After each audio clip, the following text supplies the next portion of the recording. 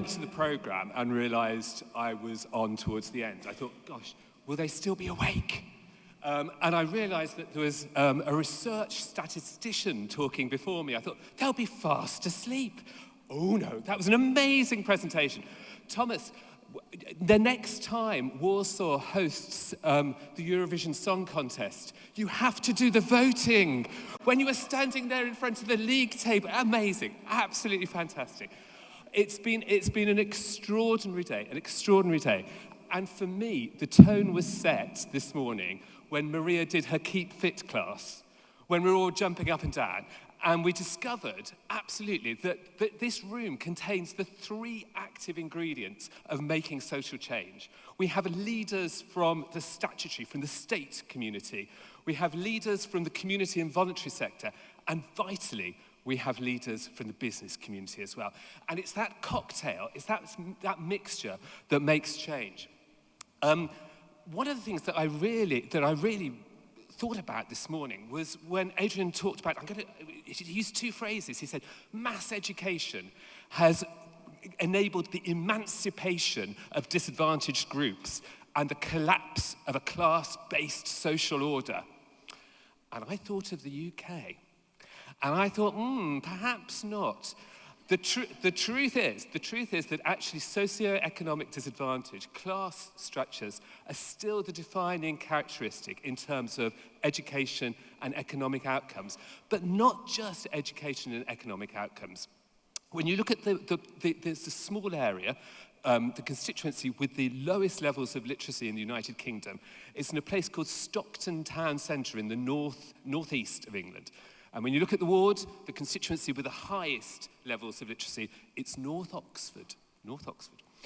Now, between those 2 areas, life expectancy shifts by 27 years.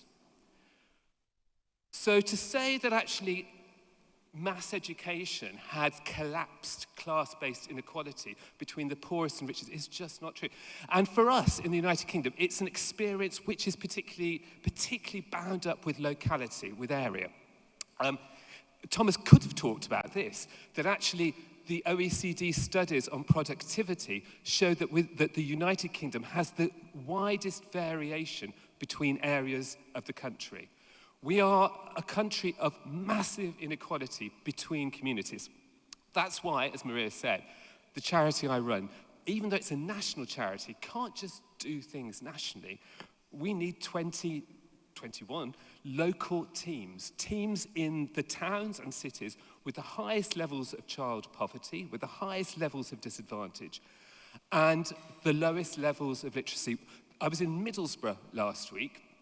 40% of the adult population in Middlesbrough, 40% are functionally illiterate.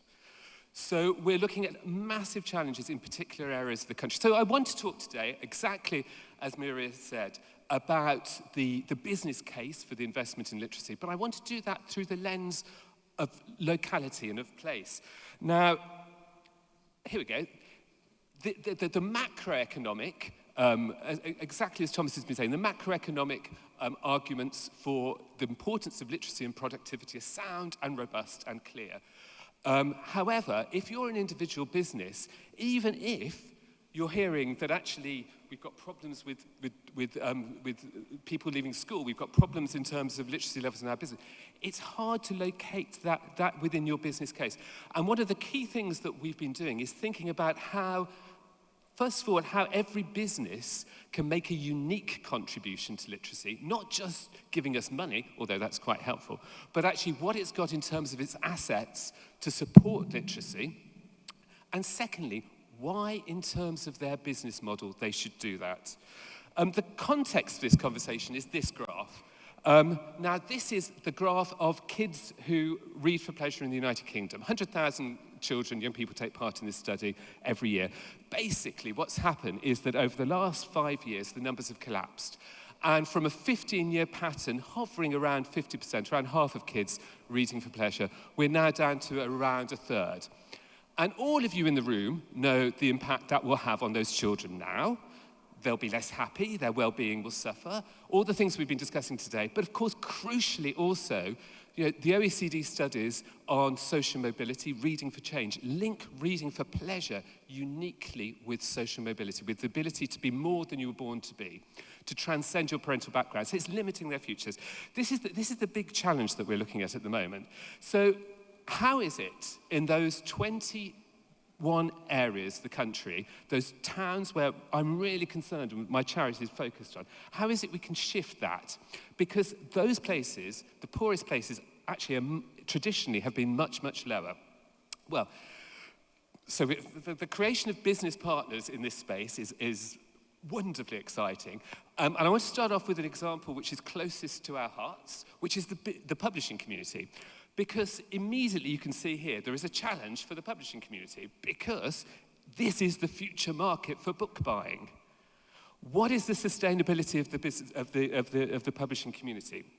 The trouble is, the publishing community, by and large, runs on such slim profit margins, it can't look at medium-term business challenges. It can only look at the next 12 months, particularly smaller publishing houses. So what we decided to do was actually not just work with individual houses, but form a national consortium working through the Publishers Association to address this. And rather than saying do lots of different things, we found one thing which we knew would make a difference to this, which was school libraries. Now, 1 in 7 primary schools in the UK don't have a library, but actually when you look at the poorest places, it goes up to about a quarter. So that's 25% of schools not have. Now, in those communities, children are less likely to have books at home. So we're talking about children not reading because they just don't have access to books. So we said, let's see if we can do something extraordinary, bring the publishing community together, but actually also tell them as a consortium that we will grow the market in the medium term, but also give them short-term business propositions. And the key short-term business proposition was this. The publishing community knows that it needs to produce more books about children from diverse backgrounds, from different ethnicities, with different family structures, from different communities. But they find it hard to sell to schools because schools teachers tend only to know about the books that they read when they were at school. So we said what we will do is we will train up librarians in every school we work with. We will actually train up 2 librarians to work, and those librarians will be trained in new and diverse books, and we will give them a new library, but after that they will promote in their area new and diverse titles. And it's been extraordinary. The sale of new titles, of frontlist titles about diversity and books which publishers are finding it hard to sell to schools has gone through the roof. And exactly as Kyle said, I was so excited when she said this, what we've also seen is that teachers are more confident in talking about diversity in the classroom. So we've poured this into all those 21 areas. Now, every one of those areas, those 21 areas, have got school libraries and school librarians, and they're part of a national programme. We're also on track by 2028 to have put a library in every school in the UK, which currently doesn't have one. So that was working with partners close to our business. What about partners a long way from our business? Well, so the last time I was in Poland, I brought a friend from KPMG with me, which was great. KPMG, a very interesting business, grew massively in the last 20 years in the United Kingdom, and particularly under the chairmanship of somebody called Sir Simon Collins. Now, Simon is a very interesting man. Simon came from the same kind of background as I did. So neither of my parents stayed at school beyond the age of 14. And I was the first person in my family to go to university. And Simon was the same, and we got on really well. Simon realized, though, that KPMG was so successful that it was beginning to only employ people who lived in the north of Oxford, people who had been to Oxford or Cambridge and had very good degrees.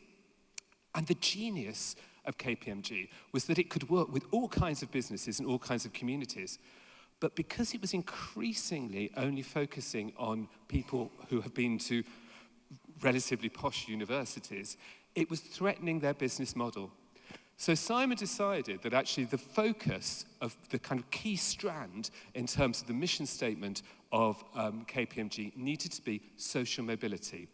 And he worked with us first of all, to think about how he could enhance his HR activities, how he could recruit and tell the story to his staff around social mobility and the need for people to come into the company from different backgrounds. But secondly, how he could use his bonus system to support social mobility in communities. So what that actually looks like in practice is, I can't make this go. There we go. Marcus Rashford. Anyone heard of Marcus? There's going to be a bit more football in this talk. Marcus Rashford, an amazing young footballer in the UK who's a bit of a superstar. So what we did with Marcus was Marcus agreed to run a massive national reading club that would take place in all those 21 areas, but actually in the end happened in lots of other places as well. And what Simon did was he enabled members of KPMG staff to use some of their bonus system to donate, if they wished to the Marcus Rashford Book Club. So these young, and particularly for young employees, this was a really big payback moment. They were supporting reading in communities. What else does it look like? It looks like this. This woman in pink is the UK's Secretary of State for Education. And she is addressing 100 businesses. So KPMG's superpower for us is the fact that they know every business in the country. They are a B2B company. They're a business-to-business company. They have been championing literacy as a priority cause to their client base.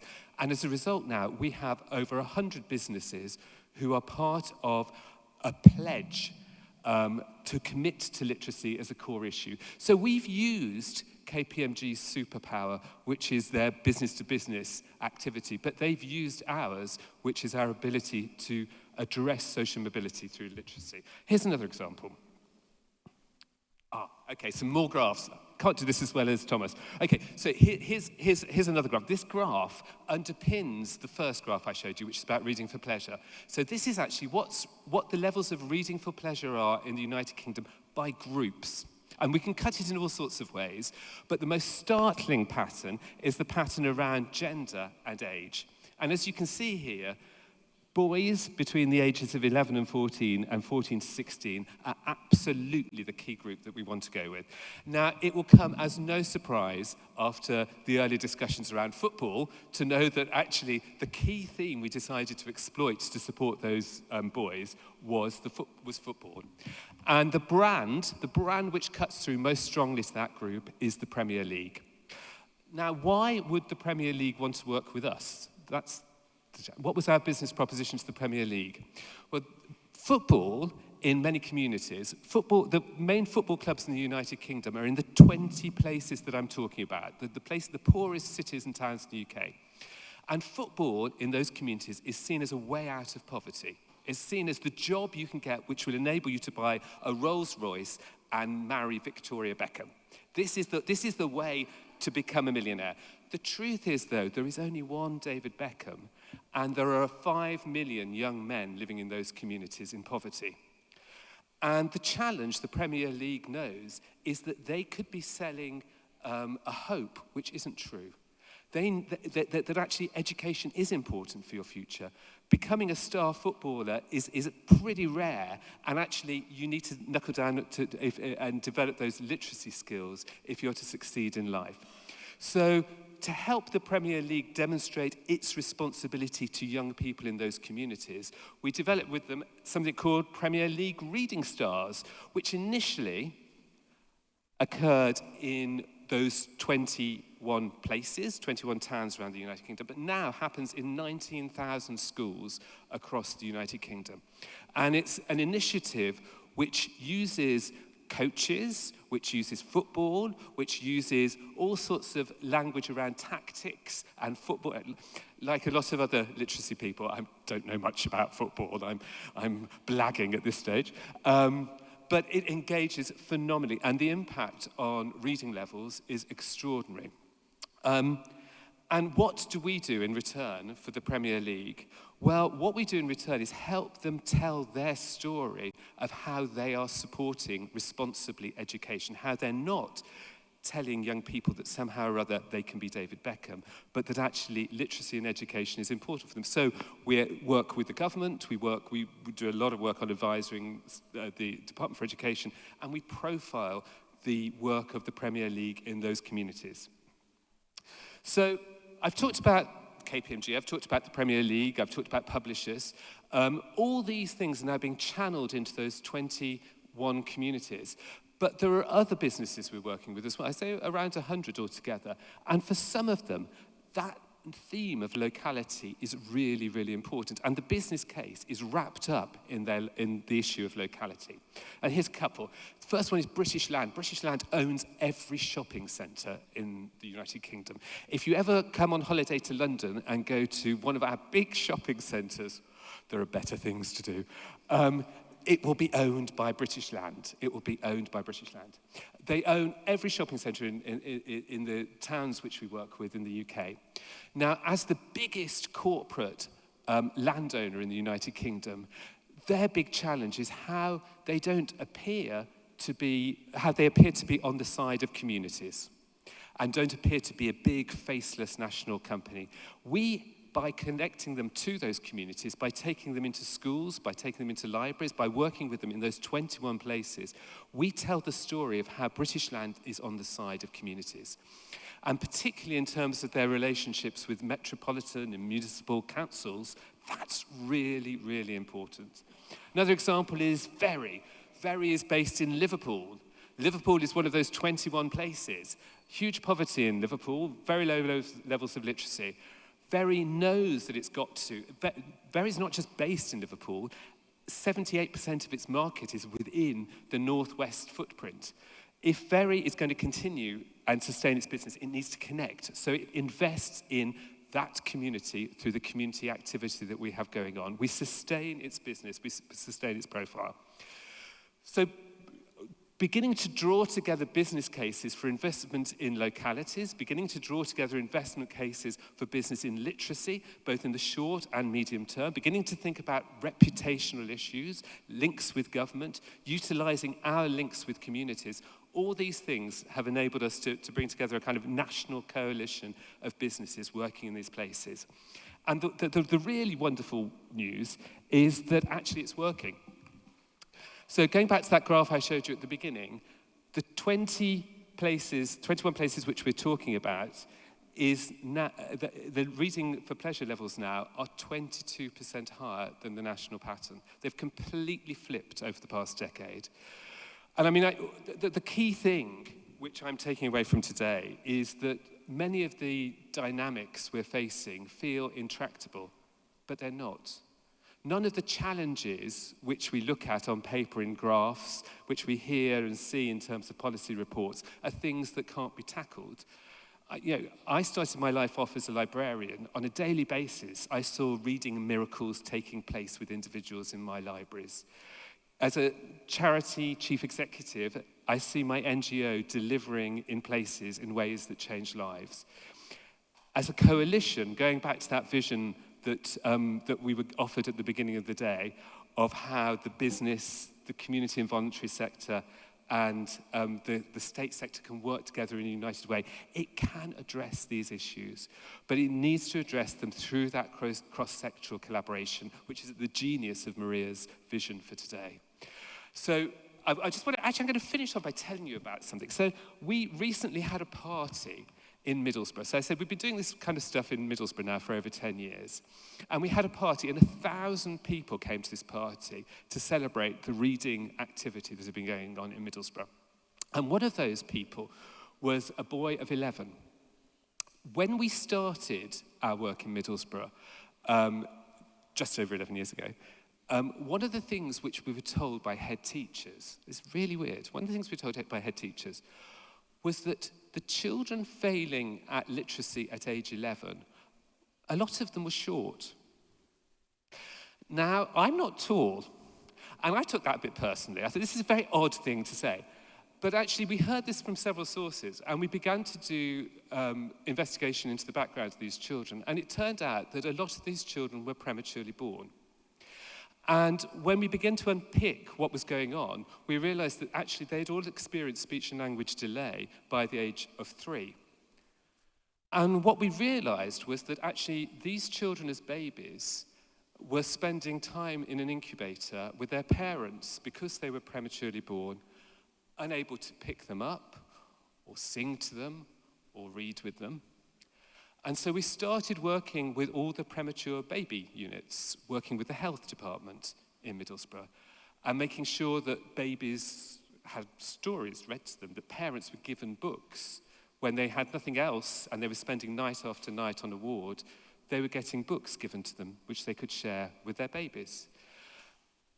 And what happened was that that group of young people were the first young people who actually moved into, as they grew up, the activities that were happening in the wider community. They were the young people who, when they started school, had school libraries. They were the young people who actually took part in Middlesbrough football reading clubs. They were the young people who actually, when they went to the local shopping centre, owned by British Land, every Saturday there were reading parties in the shopping centre.